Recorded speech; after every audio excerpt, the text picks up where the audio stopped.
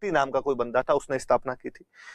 राजस्थान के अपने उत्तरी छोर के ऊपर पड़ता था और भारत की भी ये उत्तरी बाउंड्री आ जाया करती थी, एकदम पंजाब के नीचे ही आ जाता है भटनेर अपना। तो यहाँ पर भाटियों ने खूब सालों तक, कई सालों तक, और उत्तर पश्चिम की तरफ से जो भी अटैक हुए, भारत पर ज्यादातर जो अटैक हुए थे उत्तर पश्चिम वाले इस साइड से हुआ करते थे, क्योंकि हमारे एक तरफ हिमालय आ जाया करता था, एक तरफ बंगाल की खाड़ी आ जाती, एक तरफ हिंद महासागर आ जाया करता था। हालांकि इस साइड में भी हिमालय था हमारे, पर इधर से दो पास पड़ते, खैबर का दर्रा और बोलन का दर्रा, उन दर्रों से होकर आक्रमणकारी अक्सर इधर आया करते थे।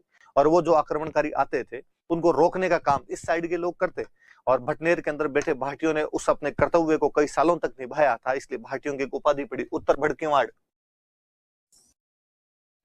भड़ का मतलब होता है योद्धा, बहादुर, किवाड़ का मतलब दरवाजा, उत्तर के दरवाजे के बहादुर योद्धा, उत्तर के दरवाजे की रक्षा करने वाले। एग्जैक्टली आप हिंदी जब इसकी बोलते हो तो आप कहते हो उत्तरी सीमा का प्रहरी।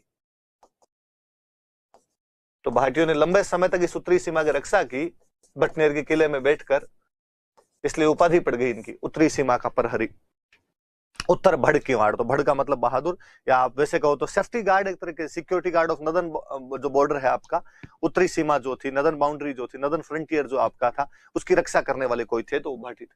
लंबे समय तक इन्होंने निभाया भी। इवन जब हम किला पढ़ेंगे तब मैं बताऊंगा कि 1398 में जब तैमूर लंग आक्रमण करता है, उस समय तैमूर अपनी पुस्तक के अंदर लिखता है भटनेर के किले के बारे में कि मैंने भारत में इससे अधिक सुरक्षित किला नहीं देखा है।